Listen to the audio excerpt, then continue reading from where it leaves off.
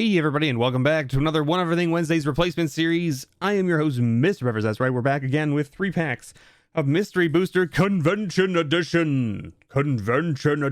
Last week we hit that big dollar bill, y'all, and walked away with that sweet mana crypt. If you're unfamiliar with what we're doing here, we're opening up 3 packs of mystery boosters in lieu of opening up one of everything from LGSs in and around my area, mainly because the pandemic and lockdown and stores are not open the way you would normally expect. A lot of them are by appointment only, that kind of thing. So rather than trying to like call around and set up appointments and stuff and all that kind of stuff, basically I just am doing these packs instead for the time being until we can finally safely travel between stores again. That's basically what it comes down to. These packs have a lot of good value in them though, so they come in Wooburg order. You got 2 white, 2 blue, 2 black, 2 red, 2 green cards. Then you have a multicolor card. Then you have a colorless card, and then you have a M15 or older card, and then you have your rare for the pack, and then you have a foil. But in this case, because it's a convention edition, you end up with a playtest card. So lots of fun stuff to be found. And you can find a lot of cool value in the Wooburg order cards as well. Just not always the case, right? Sometimes you get hits, sometimes you get duds, I guess, right? But all of the cards are just great in general. This set was actually very well curated and put together. I haven't had a chance to draft it yet myself with my friends, but like I have a box set aside to specifically draft with my friends once we can kind of like get back into things. So our multicolor card was a Maverick Thopterist. Colorless card was Trepanation Blade. Our M15 or older card is a Crenulated Wall, which is from Marcadian Masks. Not really anything super exciting there, but we did get a Kiki Jiki in our rare slot. That's pretty nice. We'll take a Kiki Jiki. Who doesn't like Kiki Jiki? And then our playtest card is Squidnapper, which is a 3/4 for 5 that says when it enters the battlefield, gain control of target creature an opponent controls until Squidnapper leaves the battlefield or that player pays the ransom. And the ransom is either 6 mana, 6 generic mana, and 2 life. Weird. What a weird card, but also hilarious. Also, if you look at that art, that's a squid with like a dastardly mustache, wearing a hat, and like holding a baby, which is hilarious to me. Like... What a weird scenario to be in.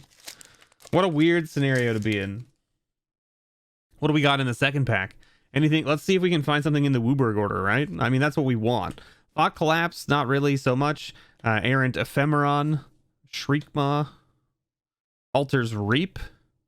Great art on this Altar's Reap, by the way. Bolduvian Horde, Curse of the Nightly Hunt, Ancient Brontodon, Combo Attack, High Spire Mantis, Ghost Quarter. Now, Ghost Quarter used to be over $1. I think it's come down quite a bit. I don't know if it's over $1 anymore. We'll double check it, of course. Our M15 or older card is Tinker. Notably, I believe this is banned, right, in Commander? I think that's correct. But we got a Tireless Tracker. We'll take that. Tireless Tracker's worth quite a few dollary dues. Pretty nice one right there. We'll take that. And then our playtest card is Crozen Adaptation, which is a 1 mana aura enchantment. It says enchant creature, and then it has Storm. It says when you cast this spell, copy it for each spell cast before this turn. You may choose new targets for the copies. The copies enter the battlefield as tokens. Enchanted creature gets +1/+0 and has vigilance. That's actually kind of interesting. Having Storm on like an enchant creature card is kind of like a weird thing, right? It's something that they don't normally do, but it is also a thing that can happen from time to time, right? Interesting. It's interesting. Abzan Runemark, Disenchant, good old Disenchant. Ink Fathom Divers, Sigiled Starfish. Bam, bam, bam, bam. This is like one of my favorite cards from, I think it was like Journey into Nyx, I think it was originally printed, or like Born of the Gods, one of those two. It was a very good card in that format because it just like blocked everything early game and let you scry so you fix your draws. Sultai Runemark, Skeletal Scrying, Goblin Assault, Fall of the Hammer, Tuck Tongue Thallid, Frozen Tusker, Ethercast Knight, Arcane Sanctum. These Tri-lands can sometimes be over $1. Don't know if the Esper one is. We'll double check it, of course. Our M15 or older card is a Knight of Dawn. We've been whiffing pretty hard this week, it seems.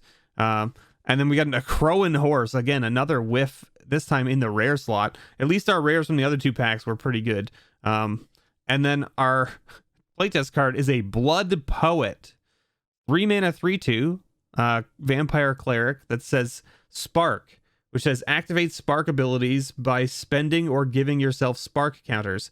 Activate only 1 spark ability per turn and only as a sorcery. And then you can +1, I don't know what that means. Activate spark abilities by spending. So this is like it's like a pseudo planeswalker thing.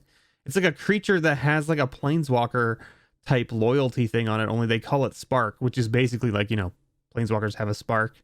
So Blood Poet gains lifelink until end of turn, or you can -3, target opponent discards a card, you gain life equal to its converted mana cost. Super weird. So like so you have to tick it up 3 times before you can down tick it once, because it doesn't come in with any spark tokens. Super strange. A very interesting idea though, of like putting like a planeswalker type loyalty thing on a creature, because now the creature is like, creatures are a lot easier to remove than planeswalkers are, like from a removal standpoint of like cards that do removal and all that kind of stuff. Interesting. An interesting concept. Would be interesting to see if they like took this in a direction, because like I know that like, some of these playtest cards are like things that they've tried out and then didn't really work, so they just kind of abandoned those ideas. But like some of them are pretty interesting, actually. I don't know. Maybe it's just me. Thanks so much, everyone, for watching. I've been your host, MrBevers.